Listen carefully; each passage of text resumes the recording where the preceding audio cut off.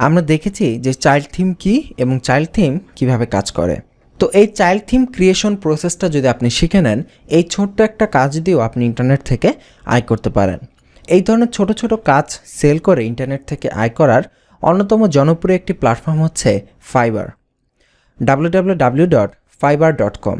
এখানে একটি account create করে আপনি চাইলে আপনার এই সার্ভিসগুলোকে সেল করতে পারেন।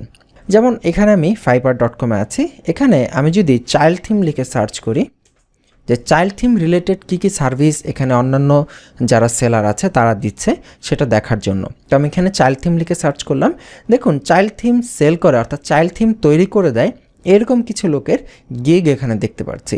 তো অর্থাৎ এই সাইটটার মেইন রুলস হচ্ছে আপনি বিভিন্ন বিজ্ঞাপন দিবেন যে আমি এইটা করতে পারি ওইটা করতে পারি, অর্থাৎ এই বিজ্ঞাপনগুলোকে গিগ বলে।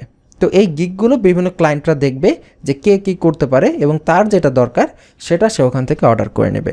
এটা হচ্ছে মূলত এই ফাইবারের সিস্টেম। প্রথমেই এই ভদ্রলোককে দেখেন যে ভদ্র মহিলা যে I will create a child theme for your WordPress theme. এখানে উনি একটা স্টার আছে, $5 বিনিময়ে চাইল্ড থিম ক্রিয়েট করে দেবে। তো আমরা গত পর্বে দেখেছি যে আসলে চাইল্ড থিম ক্রিয়েট করতে 1 থেকে 2 মিনিটের মতো সময় লাগে। তো 1 থেকে 2 মিনিট কাজ করে $5, মন্দ না, খারাপ না, ভালোই। এখানে আছে I will create a child theme for your WordPress site. তো ওয়ার্ডপ্রেস সাইটের জন্য চাইল্ড থিম উনি আবার $35 ক্রিয়েট করবে। এখানে দেখাচ্ছে 5 স্টার রেটিং, একটা রেটিং আছে। আচ্ছা, এখানে দেখুন I will create a WordPress child theme, 97টা রেটিং, $5 সেল করছে। এবং এনাকে দেখুন I will create WordPress child theme for your existing theme, 182টা রেটিং, এর জন্য সে ইউজ করবে। আপনি যদি এখানে ক্লিক করেন দেখেন এই ভদ্রলোককেই দেখেন। আচ্ছা, এখানে বলছে যে সাইন ইন করে নিতে, তো আমরা সাইন ইন করছি না। এখানে দেখুন 182টা তার শুধু রেটিংই আছে, অলরেডি একটা অর্ডার তার লাইনে আছে, সে কাজ করছে অর্ডারের উপর। এখানে তার বিভিন্ন প্যাকেজ রয়েছে, এখানে দেখুন $10 প্যাকেজ, এখানে দেখতে পাচ্ছি একটা অর্ডার $10। তো অলরেডি সে এখান থেকে কাজ করছে। তো এরকম এই চাইল্ড থিমের মতো ছোট্ট একটা জিনিস, জাস্ট একটা প্লাগ ইন ইনস্টলেশন। এখানে কিন্তু একটি বিষয় যে আপনি যখন প্লাগ ইন দিয়ে এটা জেনারেট করে দেবেন চাইল্ড থিমটা, এটা জেনারেট করার পরে কিন্তু আপনি সেই প্লাগইনটা যদি রিমুভ করে দেন তাহলে কিন্তু ক্লায়েন্টের আর বোঝার উপায় নেই আপনি কি প্লাগইন দিয়ে করেছেন নাকি নিজে ম্যানুয়ালি ক্রিয়েট করেছেন। তো এইভাবে আপনি এরকম ছোট্ট থেকেও যদি আপনি 1 মাসে যদি ধরেন 4-5টা গিগ যদি পেলেন, 3-4 হাজার টাকা বা 5 হাজার টাকা যদি আপনার ইনকাম হয় 1 মাসে শুধুমাত্র এই ছোট্ট একটা কাজ থেকে এক্সট্রা ইনকাম হিসেবে, তাহলে সেখানে ক্ষতি কিসের। আর সবচেয়ে বড় কথা হচ্ছে আমরা যদি বলি একটু বিজনেসের মতো কথা যদি বলি আপনার সাথে, ব্যবসায়িক কথাবার্তা, তাহলে আমাদের থেকে মাত্র অল্প কিছু টাকা দিয়ে কোর্স কিনে আপনি তো এই চাইল্ড থিম কীভাবে তৈরি করতে হয় এটা শিখেই ইনকাম করতে পারেন, প্রথম মাসে আপনার টাকা তুলে ফেলতে পারেন, এটা কোনো ব্যাপারই না। তো মানুষজন আসলে চিন্তা করে না, ভাবে না কিভাবে করা যায়, এই জন্য তারা আসলে অনেকেই আসলে মানে চেষ্টা না করেই ব্যর্থ হয়ে যায়। বিষয়টা এমন যে আমি তো চেষ্টাই করি নাই, তাহলে সেটাকে ব্যর্থতা নাম দিচ্ছি কেন?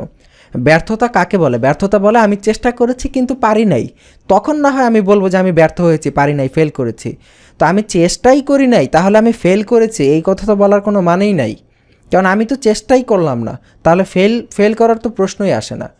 তো চেষ্টা করতে হবে, ফেল করতে হবে, ফেল করতে করতে না আপনি গিয়ে তারপরে পাস করবেন। তো এটাই তো আসলে এভাবেই তো হবে যে আপনি কেউ আছে প্রথমেই পাস করে যায়, কেউ আছে কয়েকবার চেষ্টার পরে পাস করে। তো যে যেভাবে করে চেষ্টা করে যেতে হবে এবং বুদ্ধি খাটিয়ে যেতে হবে। তো এই জন্য আমরা এই ভিডিওটা এখানে উল্লেখ করে দিলাম যাতে করে আপনি ধারণাগুলো পান যে আসলে কোর্সের ভেতর থেকে যে কাজগুলো আপনারা শিখছেন ছোট ছোট কাজগুলো দিয়েও আসলে ইনকাম করা যায়। অ্যাটলিস্ট মাসে যদি একটা কাজ দিয়েও আপনি 3,000 টাকাও ইনকাম করতে পারেন বা 2,000 টাকাও ইনকাম করতে পারেন এত ছোট ছোট কাজ দিয়ে। এরকম 4-5টা কাজ যদি আপনি সার্ভিস দেওয়া শুরু করেন তাহলে আপনার মাসের 10-15 হাজার টাকা আরামসে হয়ে যাবে। আর আপনি তখন যদি বড় ওয়েবসাইট ডিজাইনের কাজ শুরু করেন তাহলে তো আপনি মাসে আরও ভালো ইনকাম করতে পারেন। এবং এটা কিন্তু সম্ভব, আমি কিন্তু আপনাকে যেটা দেখাচ্ছি সেটা কিন্তু বাস্তব, এটা কিন্তু অবাস্তব কোনো কিছু না। তো আই হোপ আপনি বুঝতে পারছেন।